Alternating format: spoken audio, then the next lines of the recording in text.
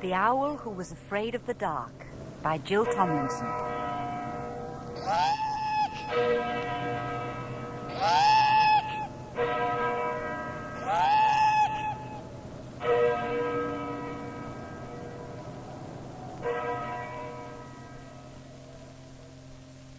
Chapter 1.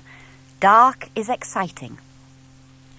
Plop was a baby barn owl, and he lived with his mummy and daddy at the top of a very tall tree in a field. Plop was fat and fluffy. He had a beautiful heart-shaped ruff. He had enormous round eyes. He had very knackety knees. In fact, he was exactly the same as every baby barn owl that had ever been. Except for one thing. Plop was afraid of the dark. "You can't be afraid of the dark," said his mummy. "Owls are never afraid of the dark." "This one is," Plop said. "But owls are night birds," she said. Plop looked down at his toes. "I don't want to be a night bird," he mumbled. "I want to be a day bird." "You are what you are," said Mrs. Barn Owl firmly. "Yes, I know," agreed Plop, "and what I are is afraid of the dark." "Oh, dear," said Mrs. Barn Owl. It was clear that she was going to need a lot of patience. She shut her eyes and tried to think how best she could help Plop not to be afraid. Plop waited. His mother opened her eyes again. "Plop, you are only afraid of the dark because you don't know about it. What do you know about the dark?" "It's black," said Plop. "Well, that's wrong for a start. It can be silver or blue or grey or lots of other colours, but almost never black. What else do you know about it?" "I don't like it," said Plop. "I do not like it at all." "That's not knowing something," said his mother. "That's feeling something. I don't think you know anything about the dark at all." "Dark is nasty," Plop said loudly. "You don't know that. You have never had your beak outside the nest hole after dusk. I think you had better go down into the world and find out a lot more about the dark before you make up your mind about it." "Now," said Plop. "Now," said his mother. Plop climbed out of the nest hole and wobbled along the branch outside. He peeped over the edge. The world seemed to be a very long way down. "I'm not a very good lander," he said. "I might spill myself." "Your landing will improve with practice," said his mother. "Look, there's a little boy down there on the edge of the wood collecting sticks. Go and talk to him about it." "Now," said Plop. "Now," said his mother. So Plop shut his eyes, took a deep breath, and fell off his branch. His small white wings carried him down, but as he said he was not a good lander, he did 7 very fast somersaults past the little boy. "Woo!" cried the little boy. "A giant Catherine wheel!" "Actually," said the Catherine wheel, picking himself up, "I'm a barn owl." "Oh, yes, so you are," said the little boy, with obvious disappointment. "Of course, you couldn't be a firework yet. Dad says we can't have the fireworks until it gets dark. Oh, I wish it would hurry up and get dark soon." "You want it to get dark?" said Plop, in amazement. "Oh, yes," said the little boy. "Dark is exciting. And tonight is specially exciting because we're going to have fireworks." "What are fireworks?" asked Plop. "I don't think owls have them. Not barn owls, anyway." "Don't you?" said the little boy. "Oh, you poor thing. Well, there are rockets and flying saucers and volcanoes and golden rain and sparklers and—" But what are they?" begged Plop. "Do you eat them?" "No," laughed the little boy. "Daddy sets fire to their tails, and they whoosh into the air and fill the sky with coloured stars. Well, the rockets, that is. I'm allowed to hold the sparklers." "What about volcanoes and golden rain? What do they do?" "Oh, they sort of burst into showers of stars. The golden rain pours. Well, like rain." And the flying saucers?" "Oh, they're super. They whiz around your head and make a sort of whee noise. I like them best." "I think I would like fireworks," said Plop. "I'm sure you would," the little boy said. "Look here, where do you live?" Up in that tree, in the top flat. There are squirrels further down. Well, that big tree in the middle of the field? Well, you can watch our fireworks from there. That's our garden, the one with the swing. You look out soon as it gets dark. Does it have to be dark? Asked Plop. Of course it does. You can't see fireworks unless it's dark. Well, I must go. These sticks are for the bonfire. Bonfire? Said Plop. What's that? You'll see if you look out tonight. Goodbye. Goodbye, said Plop, bobbing up and down in a funny little bow. He watched the boy run across the field and then took a little run himself, spread his wings and fluttered up to the landing branch. He slithered along it on his tummy and dived headfirst into the nest hole. Well, said his mother. The little boy says dark is exciting. And what do you think, Plop? I still do not like it at all, said Plop. But I'm going to watch the fireworks if you'll sit by me. I will sit by you, said his mother. So will I, said his father, who had just woken up. I like fireworks. So that is what they did. When it began to get dark, Plop waddled to the mouth of the nest hole and peered out cautiously. Come on, Plop. I think they're starting, called Mr. Barn Owl. He was already in position on a big branch at the very top of the tree. We shall see beautifully from here. Plop took 2 brave little steps out of the nest hole.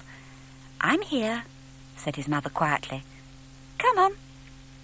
So, together, wings almost touching, they flew up to join Mr. Barn Owl. They were only just in time. There were flames leaping and crackling at the end of the little boy's garden. That must be the bonfire, squeaked Plop. Hardly had Plop got his wings tucked away when, whoosh!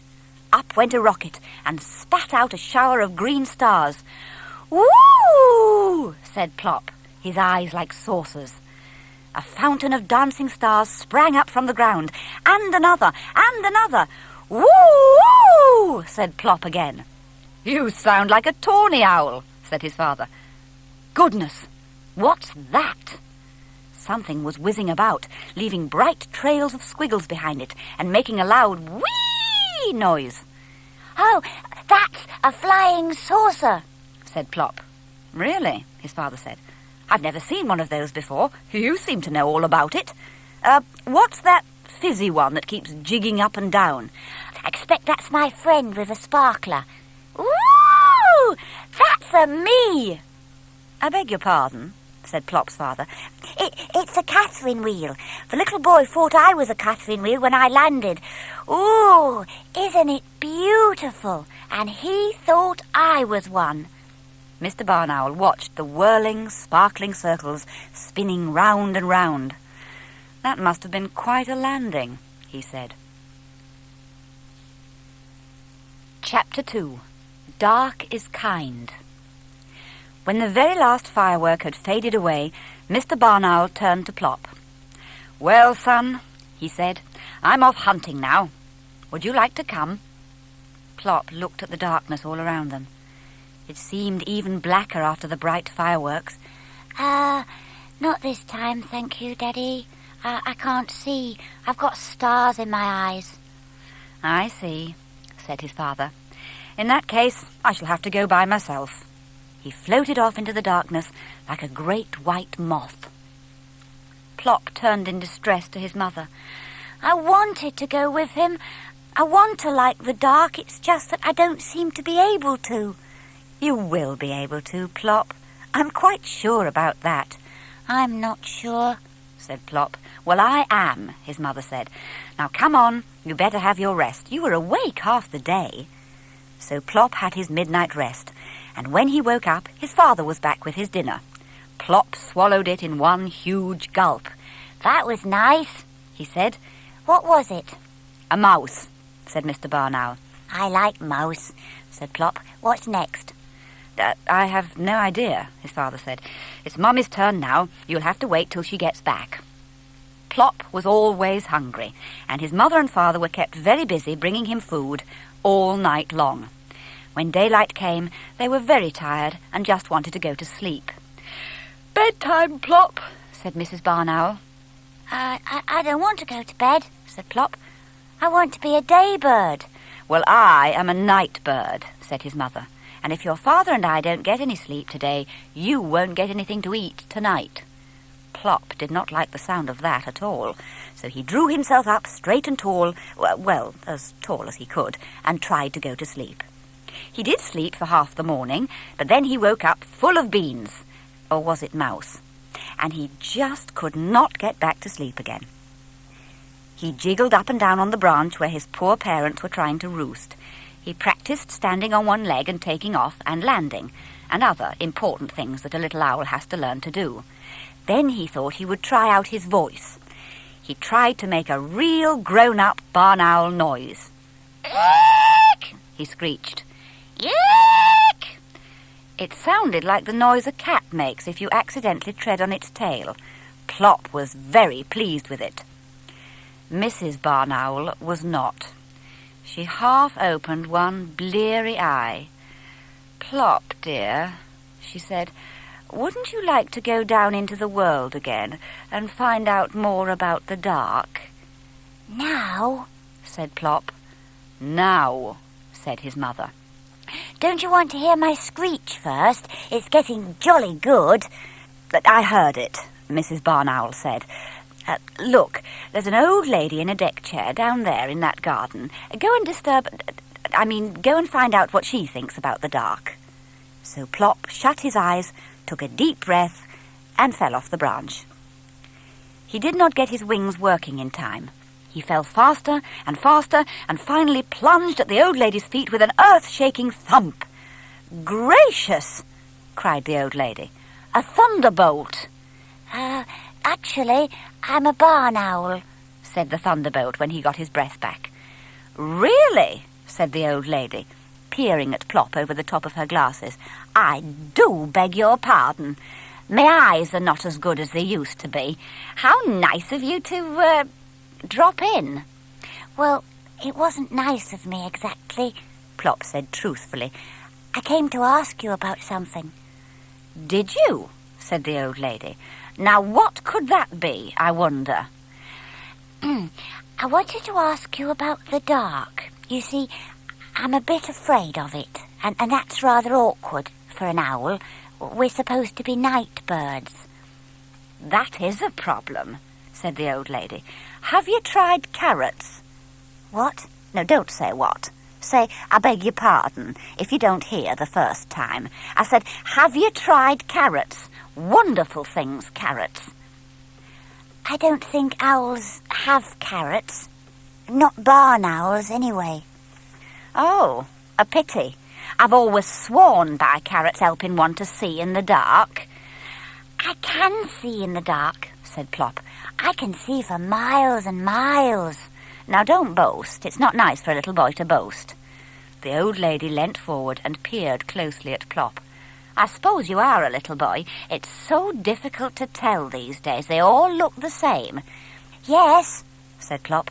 "I'm a boy owl, and I want to go hunting with Daddy, but he always goes hunting in the dark, and I'm afraid of it." "How very odd," said the old lady. "Now, I love the dark. I expect you will when you're my age. Dark is kind." "Tell me," Plop said. "Please," said the old lady. "Such a little word, but it works wonders." "Tell me, please," said Plop obediently. "Well now," the old lady began, "dark is kind in all sorts of ways. Dark hides things like shabby furniture and the hole in the carpet. It hides my wrinkles and me gnarled old hands. I can forget that I'm old in the dark." "I don't think owls get wrinkles," said Plop. "Not barn owls, anyway. They just get a bit moth-eaten looking." "Don't interrupt," said the old lady. "It is very rude to interrupt. Now, where was I? Yes, dark is kind when you're old. I can sit in the dark and remember. I remember my dear husband and my children when they were small, and all the good times we had together. I am never lonely in the dark." "I haven't much to remember yet," said Plop. "I'm rather new, you see." Dark is quiet, too, said the old lady, looking hard at Plop. Dark is restful, unlike a little owl I know. Me? Said Plop. You, said the old lady. When I was a little girl, children were seen but not heard. I'm not children, said Plop. I'm a barn owl. Same thing, said the old lady. You remind me very much of my son William when he was about 4. He had the same knackety knees. Are my knees knackety? Asked Plop, squinting downwards. I can't see them. My tummy gets in the way. Very, said the old lady, but I expect they'll straighten out in time. William's did. Now, I'm going indoors to have a little rest. Plop was surprised. I thought it was only owls who slept in the daytime, he said. Are you a night bird too? The old lady smiled. No, just an old bird. A very tired old bird. Goodbye, then. I'll go now, said Plop. Thank you for telling me about the dark. He fluttered up to the old lady's shoulder and nibbled her ear very gently. The old lady was enchanted. An owl kiss, she said. How very kind. Plop jumped down again and bobbed his funny little bow. Such charming manners, said the old lady. Then Plop took a little run, spread his wings, and flew up to the landing branch. Well, said his mother. The old lady says dark is kind. And what do you think, Plop? I still do not like it at all. Do you think my knees are knackety? Of course, said his mother. All little barn owls have knackety knees. Oh, good, said Plop. And what do you think the old lady said? She said children should be seen but not heard. Mr. Barn Owl opened one sleepy eye. Hear, hear, he said. Chapter 3. Dark is Fun. That evening, when it was getting dark, Mr. Barn Owl invited Plop to go hunting with him again. Coming, son? He said. It's a lovely night.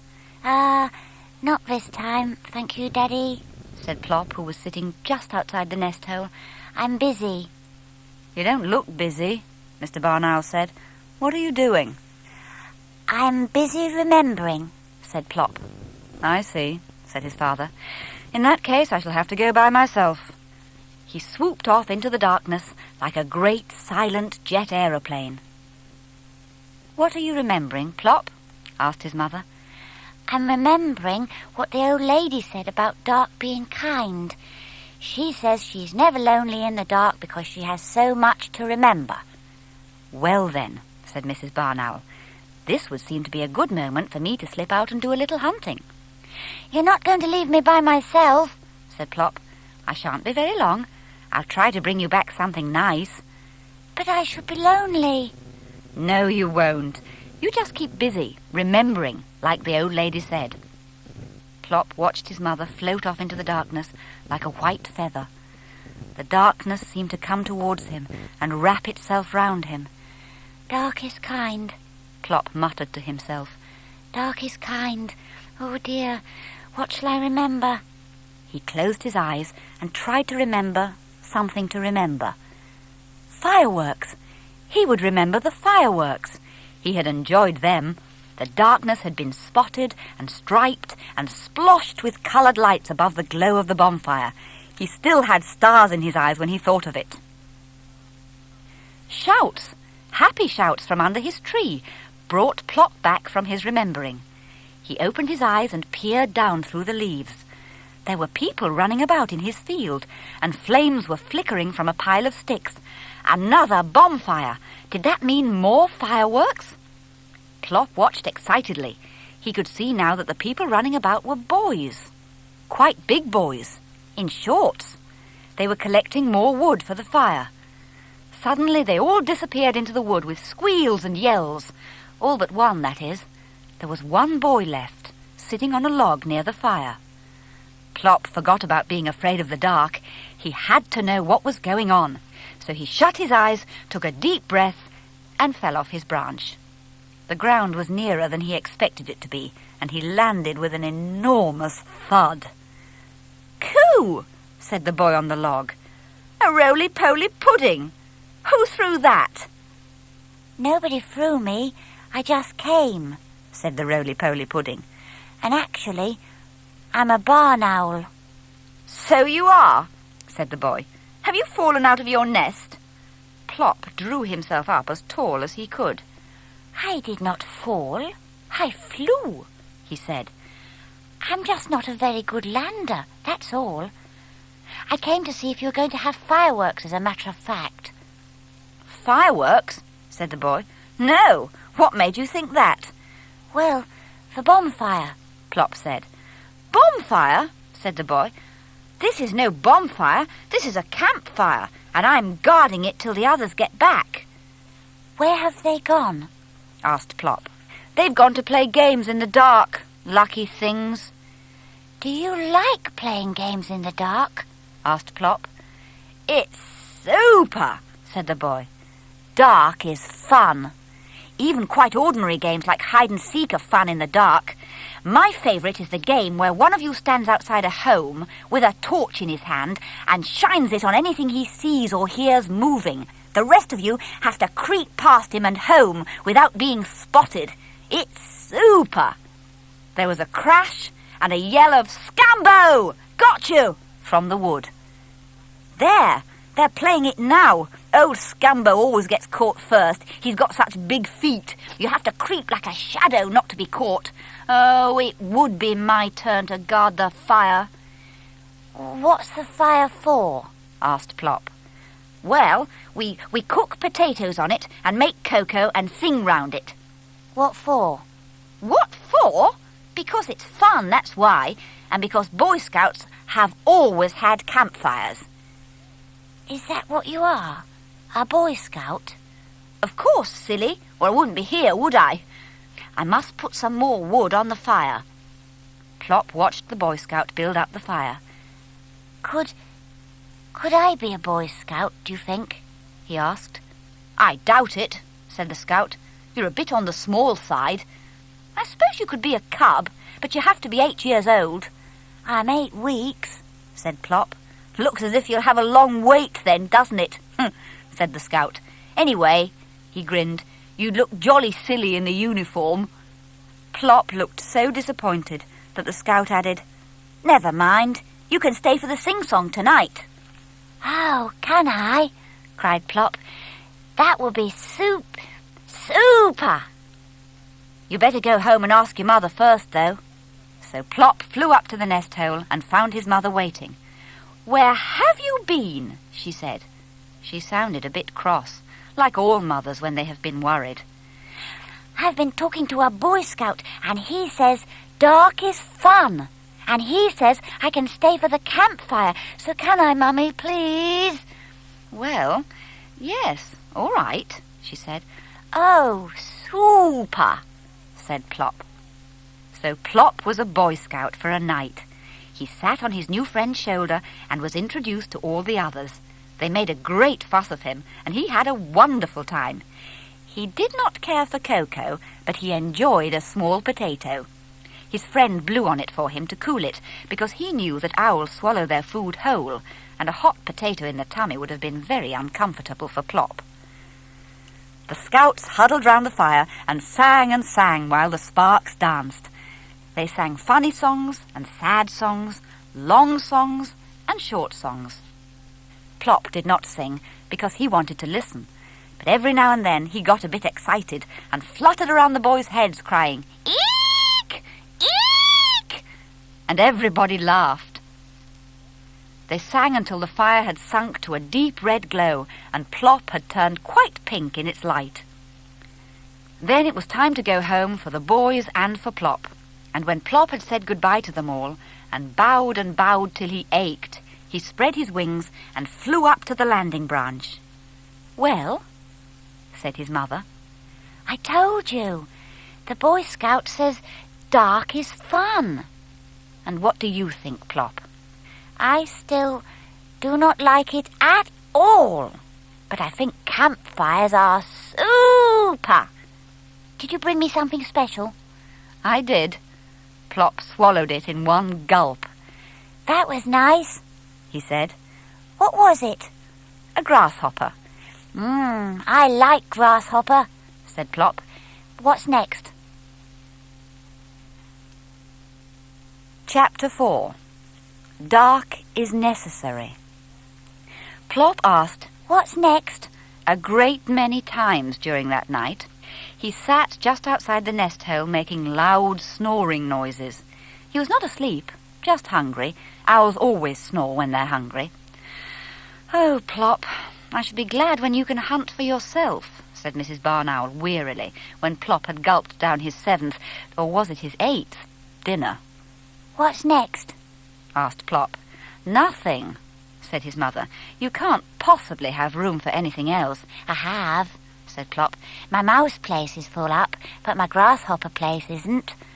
"That's just too bad," said Mrs. Barn Owl, stretching and settling herself down to roost. Mr. Barn Owl swooped in, clapping his wings. He dropped something at Plop's feet. Plop swallowed it in one gulp. It was deliciously slippery.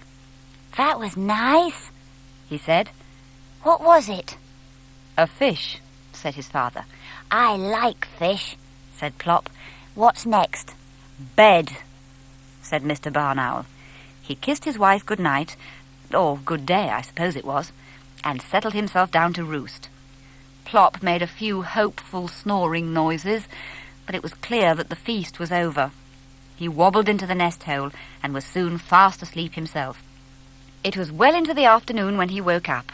He came out onto the landing branch and looked around. His parents were still drawn up as still as carvings, but the squirrels from downstairs were chasing each other up and down the trunk, their tails flying behind them. Plop watched them for a bit. One of them scuttled along the branch just below Plop's, and then stopped abruptly and began to wash his face. He did not know that Plop was there. After all, owls are supposed to be asleep during the daytime. Plop could not resist it. He bent down through the leaves and let out his very loudest "Eek!"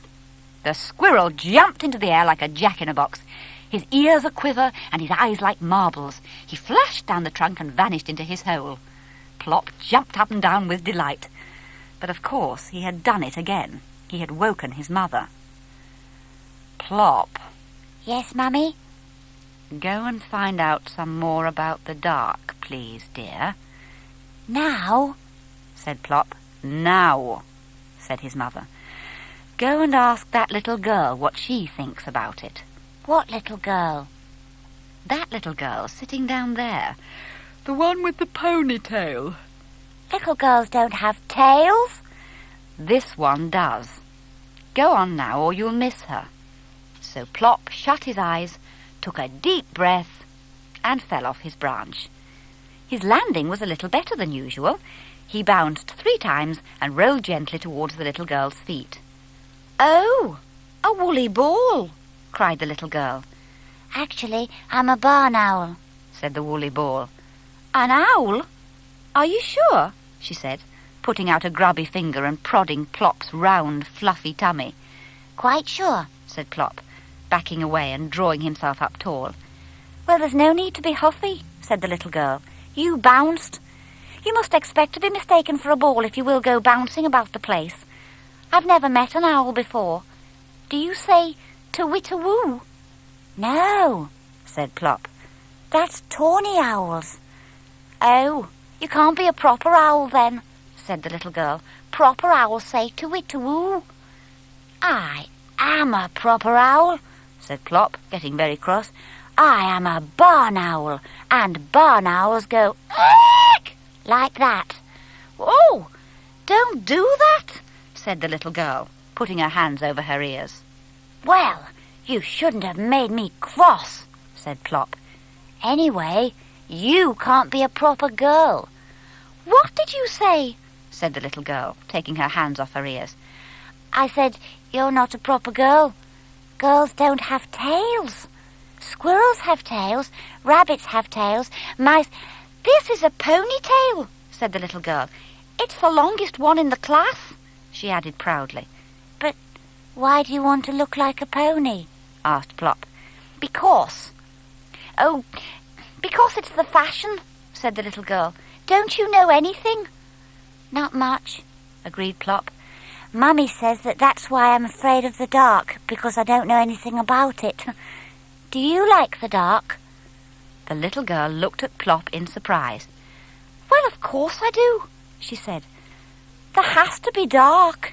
Dark is necessary. Dark is necessary. Is what? Necessary. We need it. We can't do without it. I could do without it, said Plop. I could do without it very nicely. Father Christmas wouldn't come, said the little girl. You'd have an empty stocking on Christmas Day. I don't wear stockings, said Plop. And who is Father Christmas? Well, Father Christmas is a fat, jolly old man with a white beard, and he wears a red suit with a matching hat and black boots. Is that a fashion? Asked Plop. No, said the little girl. It's just what he always wears in pictures of him, although I don't know how anybody knows because nobody's ever seen him. What? Said Plop. Well, that's what I'm trying to tell you. Father Christmas only comes in the dark. He comes in the middle of the night riding through the sky on a sledge pulled by a reindeer. Deer? Asked Plop. In the sky? Magic, dear, said the little girl. Everything about Father Christmas is magic. Otherwise he couldn't possibly get round to all the children in the world in one night, or have enough toys for them all in his sack. You didn't tell me about his sack. He has a sack full of toys, and he puts them in the children's stockings. In their stockings? Said Plop. With their feet in them? There can't be much room. No, silly. We hang empty stockings at the end of our beds for him to fill. I usually borrow one of Mummy's, but last year I hung up my tights. And did he fill them? Breathed Plop. No, only one leg. But he did put a sugar mouse in the other one. I'd rather have had a real mouse, said Plop. So would I, really, said the little girl. I wanted a white mouse, but Mummy says that if a mouse comes into the house, she will leave it. And I suppose Father Christmas didn't want me to be an orphan. Plop was thinking. I don't think owls have Father Christmas. Not barn owls, anyway. And I haven't got a stocking to hang up. Ah, what a shame, said the little girl. Everybody should have Father Christmas. It's so exciting waking up in the morning and feeling all the bumps in your stocking and trying to guess what's in it. Oh, stop it, wailed Plop. I wish he would come to me. Shut your eyes, the little girl said. Go on, shut them and you may get a surprise. Plop shut his eyes tight and waited. The little girl quickly pulled off her Wellington and took off a sock. She was wearing 2 pairs because the boots were a bit big for her. Open your eyes, she said to Plop, holding up the sock while she stood on one leg and wriggled her foot back into her Wellington. Plop opened his eyes and then shut them again because he couldn't believe what he saw. Don't you want it? Said the little girl. I know it's a bit holy, but I don't expect Father Christmas will mind. Oh, thank you, said Plop, taking it with his beak and then holding it in his foot. Thank you very, very much. I'll go and hang it up at once. Not yet, laughed the little girl. You have to wait until Christmas Eve. Well, I must go now. It must be nearly tea time. Goodbye. I do hope Father Christmas will come to you. Goodbye, said Plop, bobbing his funny little bow. You are very kind. You are a proper girl. And you have a very nice eek, said the little girl. And I'm going to practice it to make me brothers jump. Eek! She ran off, and Plop could hear her eeking right across the field. Plop picked up the sock in his beak and flew up to the landing branch. Well, said his mother. He began with his mouth full of sock. He put it down and tried again. The little girl says dark is necessary because of Father Christmas coming, he said. And what do you think, Plop? I still do not like it at all, but I'm going to hang up this sock on Christmas Eve. And Plop took his sock and put it away very carefully in a corner of the nest hole, ready for Christmas. Chapter 5. Dark is Fascinating. Plop, having slept nearly all day, was very lively that evening. Very lively and very hungry. He kept wobbling along the branch to where his father was roosting to see if by chance he were awake and ready to go hunting. Mr. Barn Owl was drawn up, tall and still. He seemed hardly to be breathing. Plop stretched up on tiptoe and tried to see into his father's face. What a strong, curved beak he had. Daddy, are you awake? He said loudly.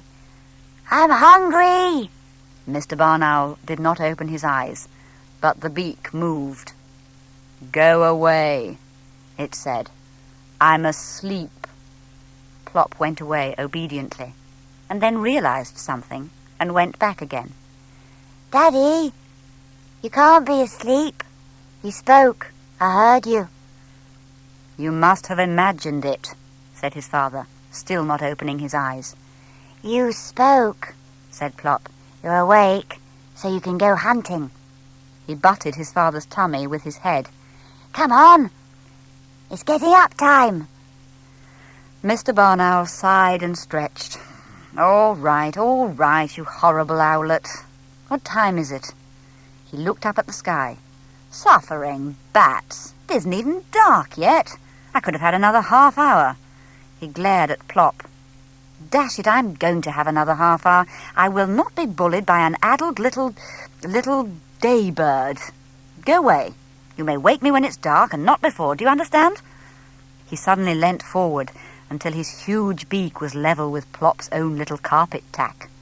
Plop could see two of himself reflected in his father's eyes. Yes, Daddy, he said, backing away hurriedly. Good, said his father, drawing himself up to sleep again. Good day. Plop went back to the nest hole to complain to his mother. A sleepy Mrs. Barn Owl listened sympathetically.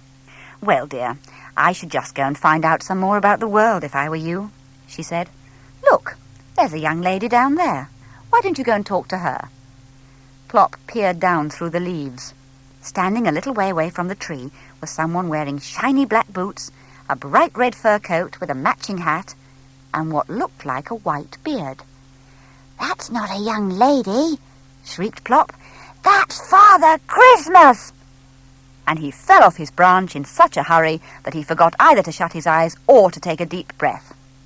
He landed quite well considering, but lost his balance at the last moment and toppled forward on his face. A gentle hand picked him up and set him right way up again. Oh, you poor darling, said a sweet young voice. Are you all right? Plop looked up quickly. That voice didn't sound right. It wasn't a white beard. It was long blonde hair. You're not Father Christmas at all, he said crossly. And I came down specially. I'm terribly sorry, said the young lady. And I'm not a darling. I'm a barn owl. I'll tell you what, the Father Christmas lady said. May I draw a picture of you in my nature sketchbook? I haven't got a barn owl in it. Me? Said Plop. You mean really me? Yes, please.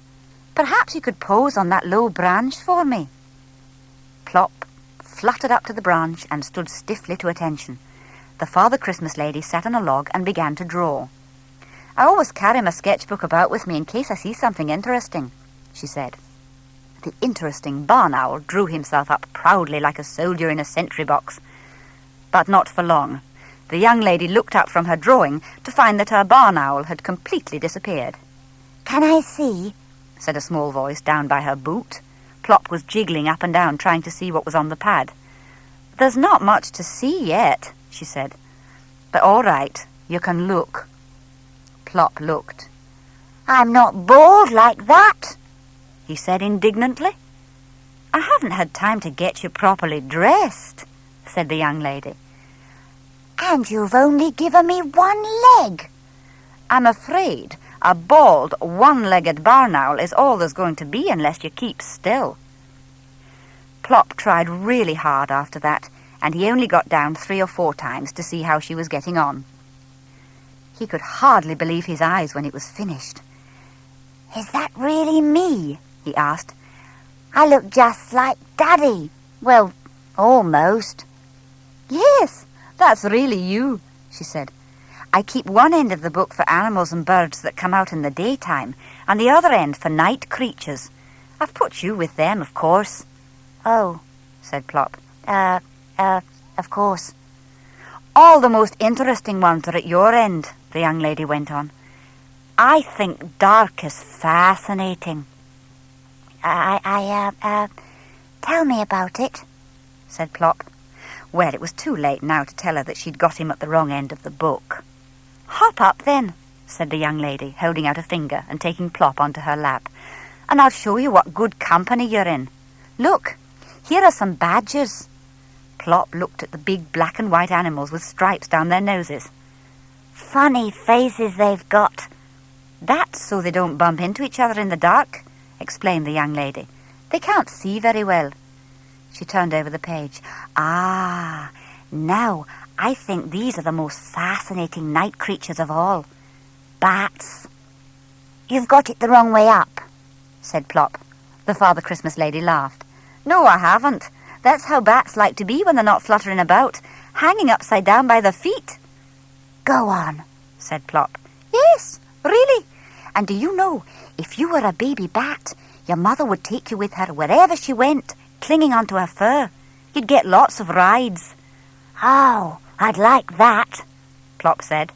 Yes, but when you got too big to be carried, do you know what your mother would do? She'd hang you up before she went out.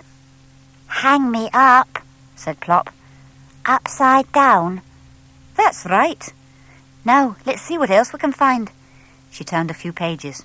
Yes, here we are. Oh! Plop was not with her.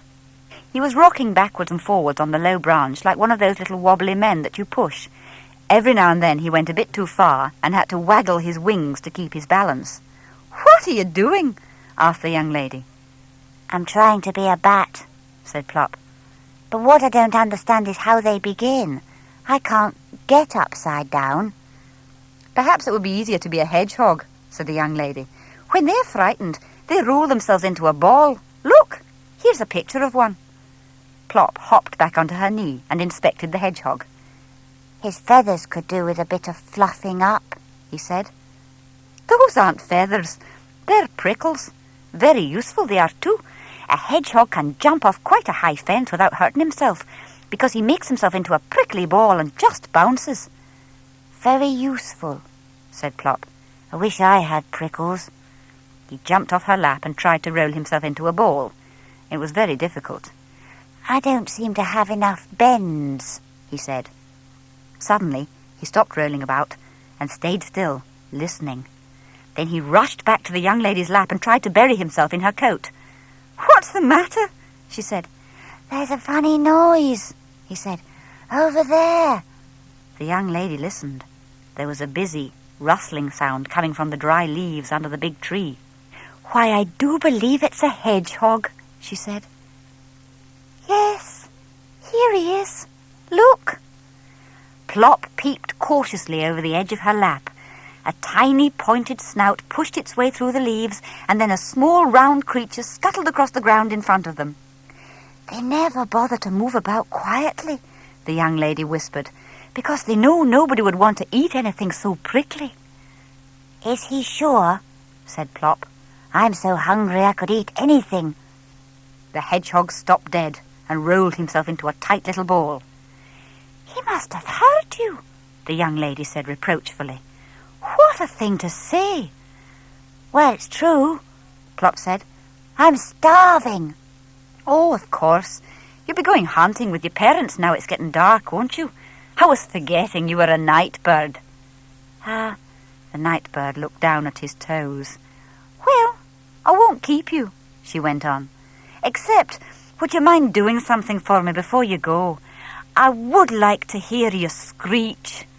Plop didn't mind at all. He stuck out his chest and gave her the most enormous eek he could possibly manage. "Gorgeous," said the young lady. Plop bobbed his funny little bow. Then he took off and circled round, eeking for all he was worth. The young lady waved, and then with one final eek of farewell, Plop flew up to the landing branch. "Well," said his mother. The Father Christmas lady, you were right, it was a lady, says dark is fascinating." "And what do you think, Plop?"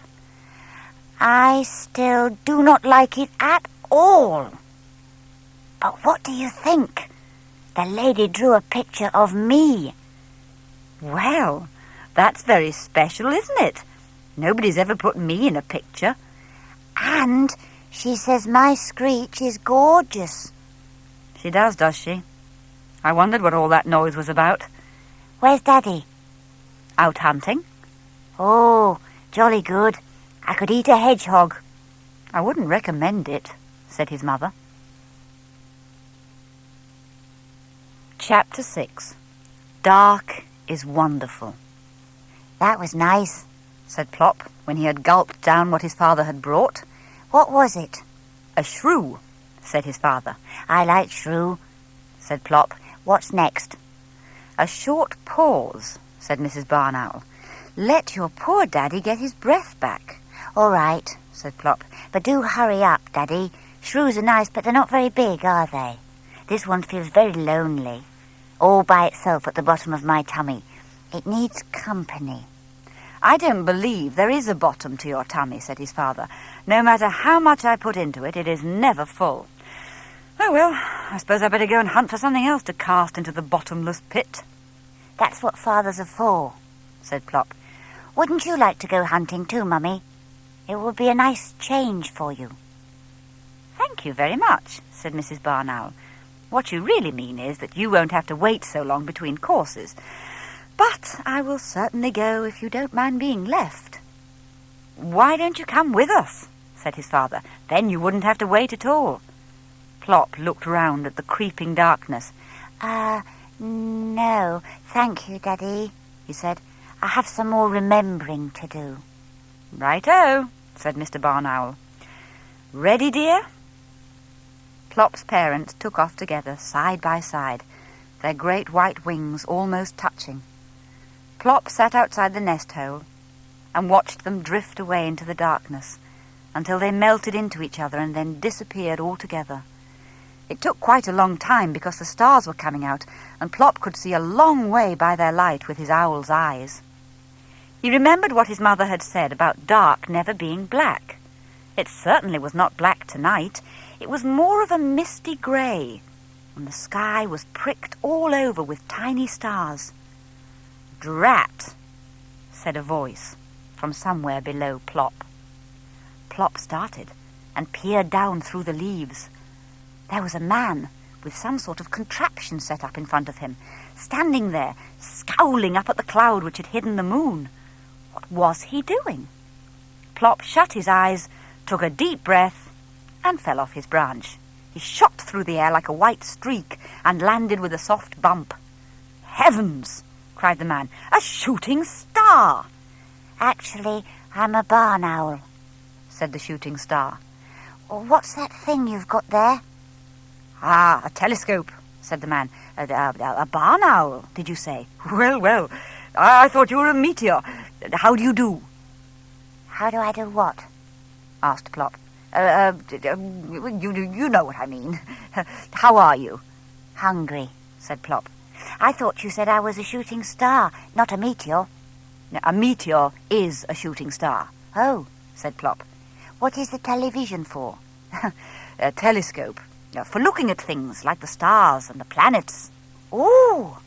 Can I have a look, please?" "Of course," said the man, "but it's not a very good night for it, I'm afraid. Too cloudy."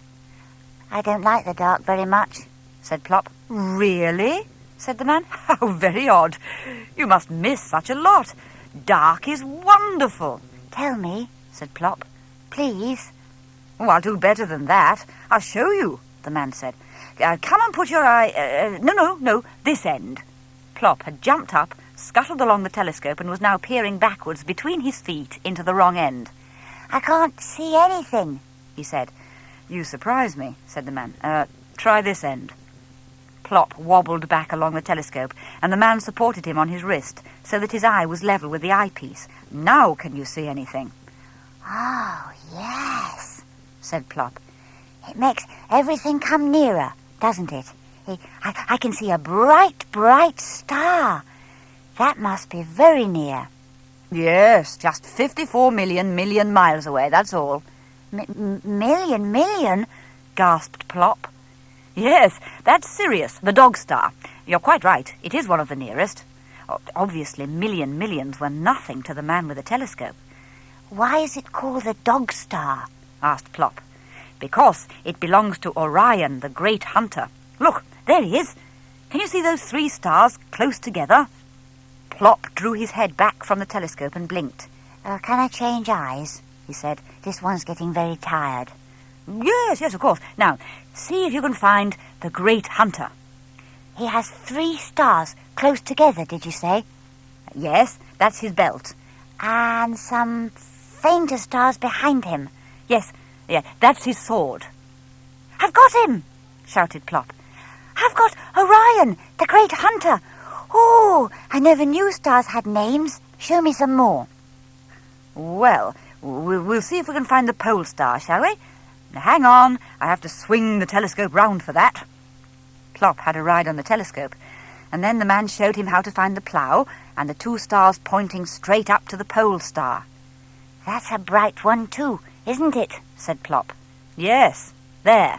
Now you can find that, you need never get lost, because that star is directly over the North Pole, so you'll always know where the North is."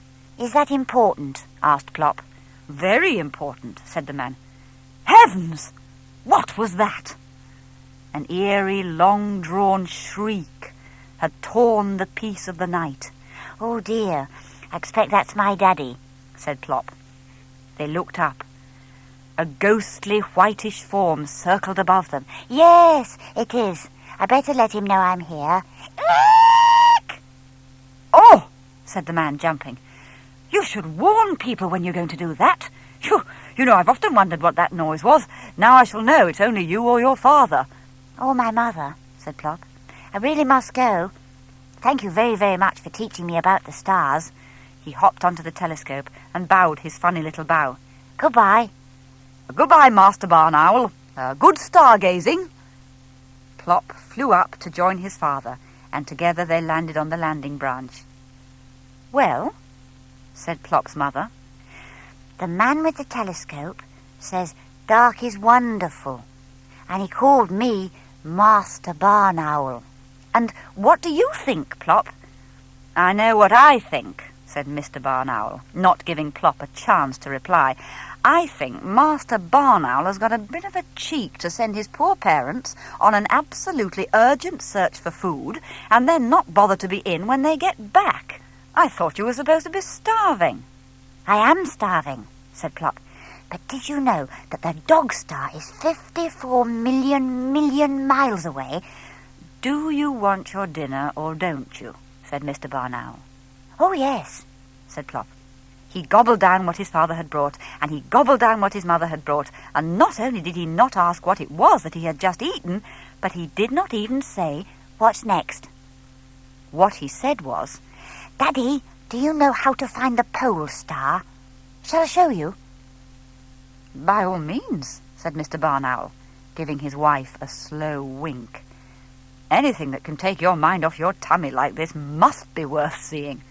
Plop would not rest, and so neither could Mr. and Mrs. Barn Owl until he had made quite sure that they could recognize all the stars which the man with the telescope had shown him.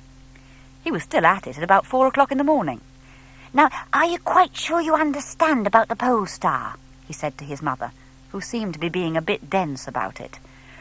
I think so, dear," yawned Mrs. Barn Owl. You find the thing that looks like a plough, but is actually a big bear, or is it a small bear? And the pole star is near the North Star. The pole star is the North Star, Plop said impatiently, and the 2 stars at the front of the plough point to it. I don't think you're really trying. You haven't been listening. Oh, we have, said Mr. Barn Owl. We have been listening for hours and hours. I think perhaps Mummy's just a bit tired. But you must know how to find the pole star, said Plop, or you might get lost. I never get lost, said his father indignantly, and neither does your mother. Now be a good chap and go in the nest hole, and I'll see if I can find you something nice for your supper. You can have it in bed for once, Oh, all right, said Plop, but I really do feel that you should know about these things. I'll have to try and explain again tomorrow. Mr. Barn Owl turned to his wife in horror. Oh, no. Oh, not tomorrow night as well. I couldn't stand it. Never mind, dear, said Mrs. Barn Owl soothingly. You haven't had to do nearly as much hunting as usual.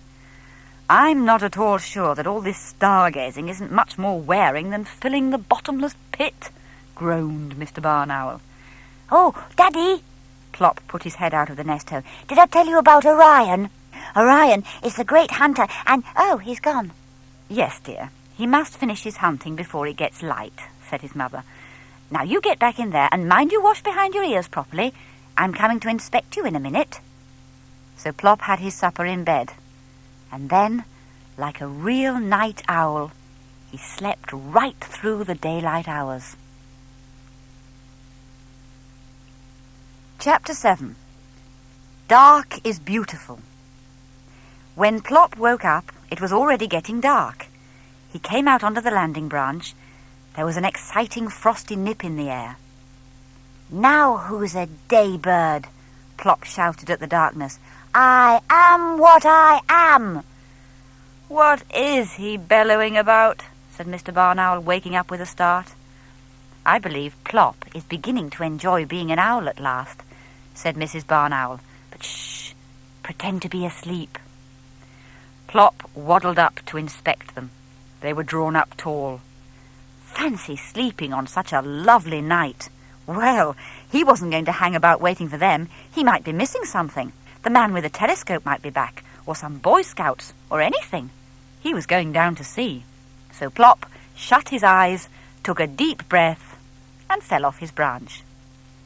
He floated down on his little white wings and landed like a feather. Feeling very pleased with himself, he looked around. There were 2 strange lamps shining from the shadows under the tree. Plop went closer and found that the lamps were a pair of unwinking eyes, and they belonged to a big black cat. Plop waited for a minute, but what he was expecting to happen didn't. Aren't you going to say anything? He said at last. All the others did. What should I say? Drawled the cat. Well, what did you think I was? Said Plop. I've been mistaken for a Catherine wheel, and a thunderbolt, and a woolly ball, and a darling, and a shooting star, and even a roly-poly pudding. Don't I remind you of anything? You look like a baby owl to me, said the cat. Then, seeing Plop's disappointed face, he added, but I did wonder for a moment whether it was starting to snow. You thought I was a snowflake, said Plop, brightening. Yes, but then when you landed, I saw you look more like a fat little snowman, said the cat, and then I knew you were a baby owl. Ah, but do you know what kind of owl I am? Said Plop. No, admitted the cat. I can't say I do. I am a barn owl, Plop said. Really, said the cat. Well, I'm a house cat, I suppose. My name is Orion. Orion? The great hunter? Breathed Plop. Well, thank you, said the cat, stroking his fine whiskers with a modest paw. I am rather a good mouser, as a matter of fact, but I didn't know I was as famous as all that. Orion, said Plop again. Oh, I wish I had a name like that. "What is your name?" asked the cat. Plop, said Plop. isn't it awful? "Well, I don't know, it's different," the cat said kindly. "And at least it's short. There's nothing short for Orion, really, so I'm usually called Puss, which I can't say I care for." I shall call you Orion, said Plop. "Thank you. Look, Plop, I was just going hunting. Would you like to come with me?" Oh, said Plop, I don't know. I would like to, I think, but I'm not very happy about the dark. "Oh, dear. We'll have to do something about that," said Orion. What? Said Plop. What can you do when you're afraid of the dark? "I don't believe you're afraid of the dark, really," said Orion. "You just think you are. Dark is beautiful. Take a night like this. Look around you. Isn't it beautiful?" Plop looked. The moon had risen. Everything was bathed in its white light. "I love moonlight," said the cat. "Moonlight is magic. It turns everything it touches to silver, especially on frosty nights like this. Oh, come with me, Plop, and I will show you a beautiful world of sparkling silver, the secret nighttime world of cats and owls. The daytime people are asleep. It's all ours, Plop. Will you come?" Yes, said Plop. I will. Just wait while I tell Mummy where I'm going. He flew like an arrow up to the landing branch. "Well," said his mother. Orion says that dark is beautiful, and he has asked me to go hunting with him. I can go, can't I, Mummy? "Of course, dear. But who is Orion?" The great hunter, said Plop. See you later. When Mr. Barn Owl came in from his first expedition, he found his wife a bit agitated. "I think all that stargazing has gone to Plop's head," she said. "He said he was going hunting with Orion, the great hunter. That was one of the stars he showed us last night, wasn't it?" "Well, I saw him just now with a perfectly ordinary black cat," said Mr. Barn Owl. "They were pussyfooting it among the chimney pots on those houses near the church. So far from home. Are you sure it was Plop you saw?" said Mrs. Barn Owl. It was indeed Plop he had seen. Orion had taken him up to his rooftop world, the cat leading the way, climbing and leaping, Plop fluttering behind. They sat together on the highest roof and looked down over the sleeping town, a black velvet cat and a little white powder puff of owl. "Well," said the cat. It is... Oh, I haven't the words for it, breathed Plop. But you are right, Orion. I am a night bird after all. Fancy sleeping all night and missing this. "And this is only one sort of night," said Orion. "There are lots of other kinds, all beautiful.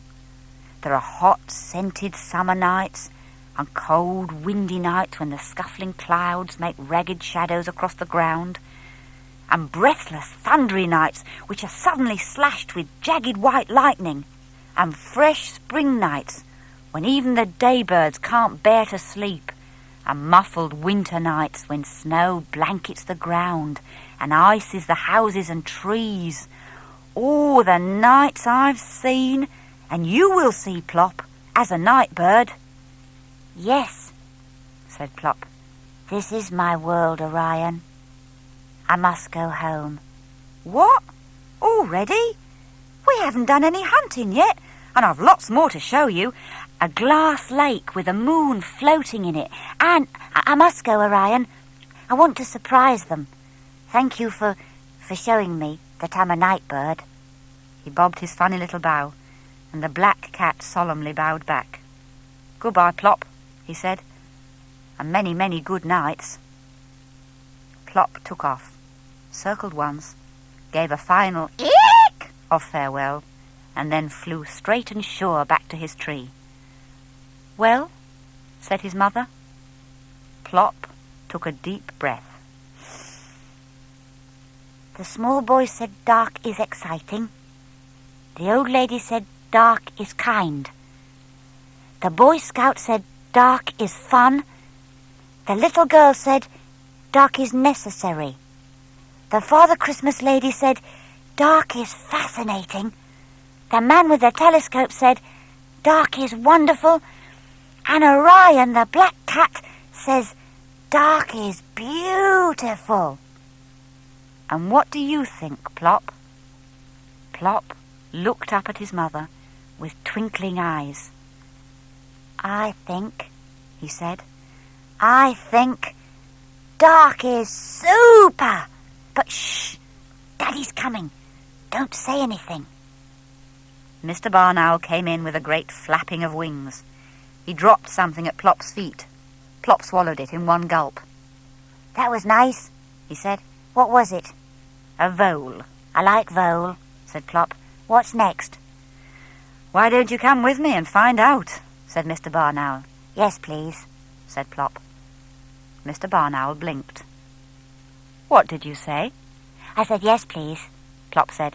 I would like to come hunting with you. I thought you were afraid of the dark. Me? Said Plop. Afraid of the dark? That was a long time ago. Well, said his father, what are we waiting for? A-hunting we will go. Hey, wait for me, said Plop's mother. I'm coming too. So they took off together in the moonlight, Mr. and Mrs. Barn Owl on each side, and Plop in the middle. Plop, the night bird.